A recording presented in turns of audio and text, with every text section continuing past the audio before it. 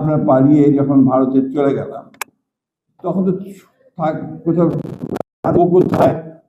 থাকবো কোথায়, খাবো কি, সবকিছুই সমস্যা। আমাদের একজন সুরি দয়া করে আমাদেরকে একটা সাইকেল স্ট্যান্ডের পেছনে জায়গা করে দিলেন। একটা আপনার আলমারি করে রাখা আছে, তার পেছনে একটা জায়গা, একটা মানুষ বড় জোর লম্বা হয়ে শুতে পারে। তো সেইখানে আপনার আমরা রাত্রে থাকার ব্যবস্থা হলো, প্রথম দিকের কথা বলছি। তো ওখানে 2 দিন পরেই ওই বিকেলবেলা ওই স্টোরের সামনে একটা জায়গা ছিল, ওখানে আমরা চেয়ার নিয়ে বসতাম, গল্প করতাম। এমন সময় ওখানে একটা গাড়ি আসলো, অ্যাম্বুলেন্সের গাড়ি, ভারতীয়, তার উপরে একটা লাইট বসানো, সিকিউরিটি লাইট বসানো। গাড়ি থেকে নামলেন একটা বয়স্ক ভদ্রলোক, আপনার ধুতি পরা এবং আপনার সামনে আপনার একজন ব্যক্তি, তার হাতে বোধহয় সম্ভবত একটা ভেতরে বন্দুক ছিল, অর্থাৎ একটা গানম্যান। আমি লক্ষ্য করে দেখলাম যে উনি ভদ্রলোক বিহারের চিফ মিনিস্টার কর্পূরী ঠাকুর, একটি প্রদেশে, একটি রাজ্যের প্রধান মুখ্যমন্ত্রী। তিনি এসছেন ওই জায়গায়, খবর পেয়ে যে এখানে কিছু বাংলাদেশ থেকে লোক এসছে যারা যুদ্ধ করছে, তাদের সঙ্গে কথা বলতে।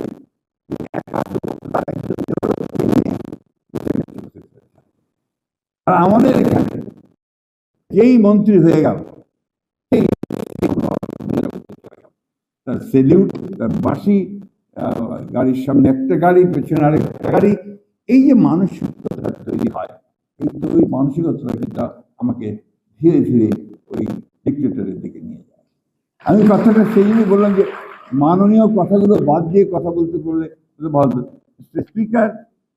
স্পিকার, প্রাইম মিনিস্টার বললে তো যথেষ্ট হয়, তাই না? আমরা মনে হয় যে আমাদের নতুন ছেলেরা এই বিষয়টা চালু করবে, তাহলে আমি মনে করবো যতটুকু একটা বিষয়ে আমরা আমাদের কালচারের একটা জায়গাতে পৌঁছতে সক্ষম হব। সময় তো ভালো যাচ্ছে না, এখন অনেকেই অনেক কথা বলছেন, অনেকেই মন খারাপ করছেন, ভালো রাখছেন।